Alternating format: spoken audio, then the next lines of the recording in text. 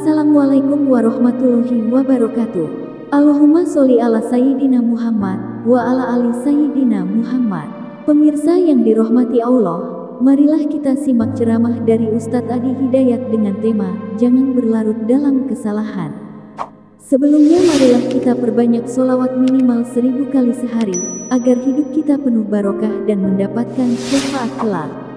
Jangan lupa dukung kami dengan memberikan super thanks seikhlasnya. Marilah kita doakan agar Ustadz Adi Hidayat dan sekeluarga diberikan kesehatan dan kebahagiaan dunia dan akhirat. Selamat menyaksikan. Dan nyaris kita tidak temukan manusia yang sempurna, kecuali Nabi dan Rasul yang punya sifat ma'sum, dijaga oleh Allah Subhanahu wa Ta'ala. Siapa yang dari baligh sampai sekarang Jumatan yang tidak pernah salah pandangannya, tidak pernah keliru bicaranya, tidak pernah salah mendengarnya? Mustahil. Seustad-ustadnya, kiai sekiai-kiainya pasti pernah salah. Jadi kalau Anda ingin mencari kesalahan seorang ustadz, dia pasti ditemukan sepanjang dia manusia. Kiai demikian, Habib demikian, sepanjang manusia, sepanjang bukan Nabi dan Rasul.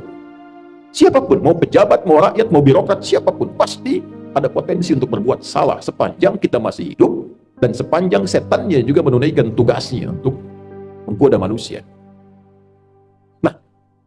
Allah yang punya sifat Rahman dan Rahim sebagai penutup bagian dari khutbah ini menginginkan dalam situasi itu pun tetap melindungi kita, tetap menjaga kita, karena Allah pun mendeklarasikan, engkau bisa menggoda, tapi aku pun membentengi hambaku dari godaanmu itu.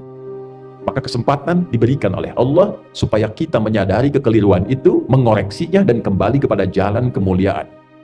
Tidak ada manusia yang tidak salah selain Nabi dan Rasul, tapi diberi kesempatan oleh Allah dari kesalahan itu kembali menjadi soleh.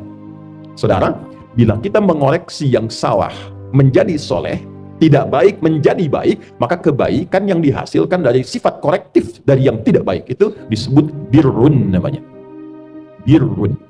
Bila itu melekat pada diri kita, kembali jadi baik, birrunnya nempel dalam diri kita, jadi baik lagi, maka berubah menjadi mabrurun. Maka dilatihlah setidaknya dalam ritual setahun sekali. Belajar, kontemplasi, apa selamanya saya akan jadi seperti yang tidak baik ini. Kata-kata kotor, senang mencela orang, pikiran yang gak bagus, mendengar yang gak baik. Sementara saya sadar saya pulang akan menghadap Allah. Nanti dikumpulkan di padang Arafah. Maka dibawa ke miniatur kehidupan orang kumpul semua sama. Mau pejabat, mau rakyat, mau punya kedudukan, mau tidak, pakaiannya sama, ritualnya serupa. Deklarasi kesetaraan. Bahkan sebelum PBB deklarasi, sebelum ada terbentuk banyak negara, Islam sudah memperkenalkan kesetaraan. Tapi dalam kesetaraan itu ada renungan. Apakah akan begini selamanya? Sementara kita akan pulang kepada Allah, apa enggak malu? Pulang dengan status sebagai pencuri, pulang dengan status sebagai koruptor, pulang dengan status sebagai pencela, pulang dengan status sebagai penyogok. Apa enggak malu diviralkan di alam akhirat nanti? Fulan koruptor, fulan penyogok, fulan pezina, fulan penipu. Datanya dibuka semua, nggak bisa bohong dia.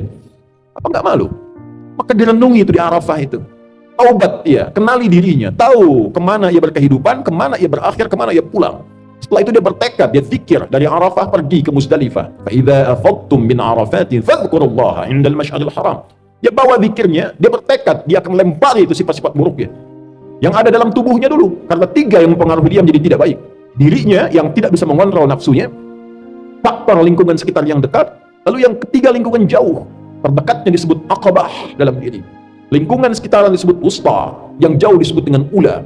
Maka yang pertama dia lakukan, lempari dulu sifat yang tak baik dalam dirinya. Maka catatan di Arafah, dia bawa ke Muzdalifah, dia bawa 7 kerikil di situ, dia datang ke Jamarat, dia lempari. Bismillah, Allahu Akbar, lontar sifat kurang baiknya. Oh, ini diri saya yang tak bisa mengontrol nafsu, sering celah orang. Bismillah, Allahu Akbar, lontar, dia nangis karena yang dilontar sifat buruknya. Ritualnya demikian. 2 lontar, 3 lontar, sampai ujung kepala sampai kaki. Setelah dia melontar, dia menghadap ke arah kiblat, lalu dia berkomitmen, inni wajjahtu wajhiya lilladzi fatara as-samawati wal arda hanifan musliman wa ma ana minal musyrikin. Inna salati wa nusuki wa mahyaya wa mamati lillahi rabbil alamin la syarika lah wa bidzalika umirtu wa ana minal muslimin wa ana awwalul muslimin. Ya Allah, detik inilah aku pasrahkan diriku sepenuhnya kepada Engkau, penguasa semesta. Ada orang-orang berkata, Tuhan itu alam semesta, maka Allah lebih detil lewat Rasul yang disampaikan, akulah penguasa alam semesta itu. Ada sering orang berkata karena dia sulit menemukan Tuhan, dia katakan semesta begini, alam semesta memberikan hukum. Saudara, Allah langsung mengatakan alhamdulillahi rabbil alamin. Kalau engkau masih bingung, akulah Tuhan yang merawat dan mencipta semesta itu. Maka Nabi mengajarkan, aku pasrahkan ya Allah diriku kepada engkau penguasa semesta. Bila pun selama ini aku sholat, aku beribadah, aku hidup ya Allah. Dan kalaupun aku wafat sampai detik ini, aku menyadari aku banyak salah. Maka aku bertobat dan berjanji tidak akan menyimpang lagi. Kalau engkau beri aku kesempatan hidup setelah ini, aku berjanji akan menjadi muslim yang lebih baik lagi mulai detik ini. Lalu setelah itu dia merenung lagi, ada yang belum selesai, maka dia pergi ke Muna. Kita kenal dengan Mina. Dia renungkan apa nih? Karena pengaruh teman, catat oleh dia. Oh, ini saya nggak bagus karena gaulnya nggak baik di sini. Karena pengaruh tempat baru, dia bertugas, bertemu lingkungan baru, pula. Maka dia balik lagi. Sehari, renungkan lagi, 2 hari. Dia merasa bagus, selesai. Tawaf ifadah, terdahulukan oleh dia, selesai, tuntas hajinya. Dia merasa kurang sempurna, sampai hari ketiga, nafar akhir. Wadhkurullaha fi ayyamin ma'dudat, faman ta'ajjala fi yawmaini fala ithma alaihi, wa man ta'akhkhara fala ithma alaihi. Apa kesimpulannya? 5 nittaqa. Jika dia sudah menilai dirinya, takwanya sudah balik. Jadi intinya takwa lagi. Takwa lagi. Itulah sebabnya bekal haji pun dari bekal takwa, pulang takwa. Di mana ditemukan statement bekalnya? Al-Baqarah 197. Al-hajju ashhurun ma'lumat, faman farada fihinna al-hajja fala rafatha wala fusuqa wala jidala fil hajj, wa ma taf'alu min khairin ya'lamuhu Allah, wa tazawwadu fa inna khairaz zadi taqwa. Haji itu ditentukan waktunya, sudah viral diketahui persiapan sampai puncaknya. Jika Anda komitmen bersiap haji, maka siapkan dirimu. Jangan berkata kotor. Jangan engkau berdebat pada yang tidak penting, berselisih. Jangan berperilaku menyimpang. Itu yang kita koreksi di sana.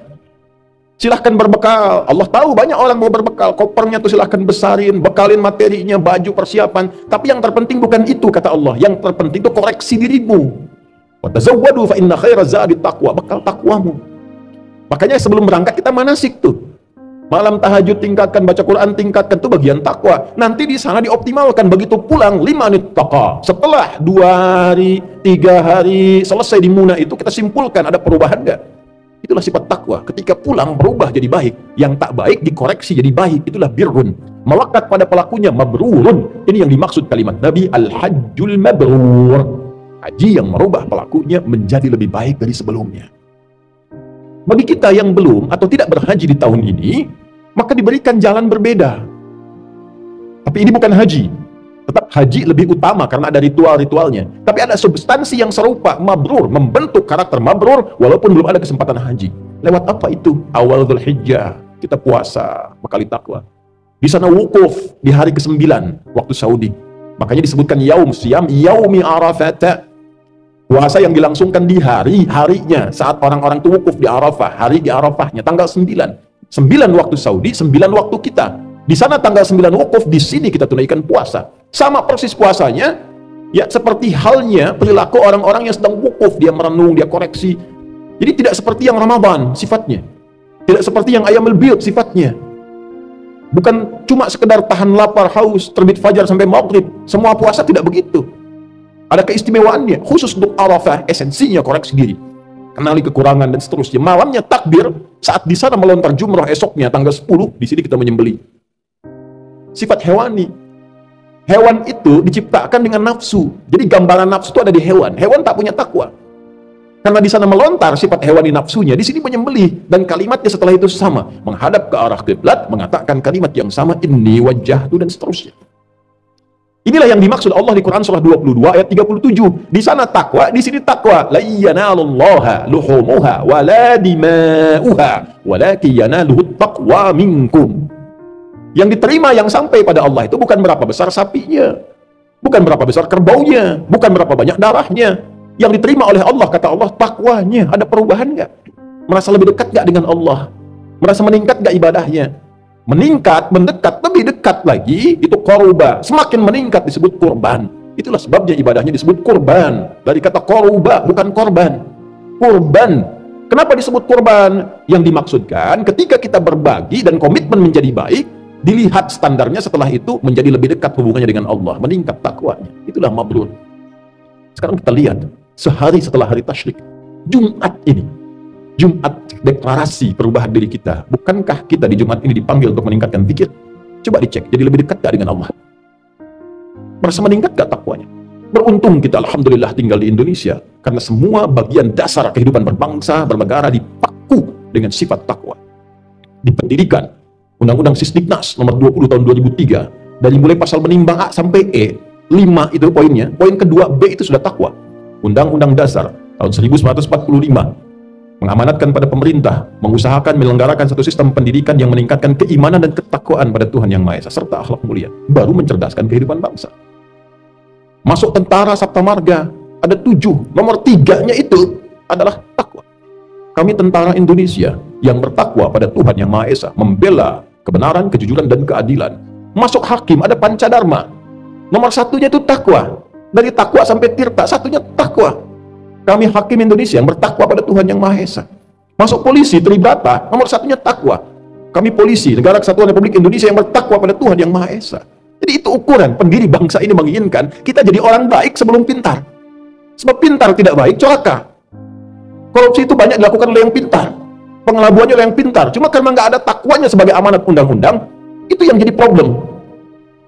Nah, kalau kita mengklaim negara muslim terbesar, setiap Jumat pengingat pertama takwa, hadirin.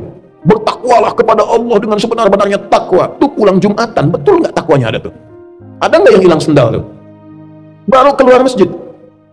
Tuh kalau kita tunjukkan menjadi muslim yang benar, berubah jadi lebih baik, korban dekat dengan Allah, itulah esensi manusia mabrur yang diinginkan oleh Allah dan Rasul.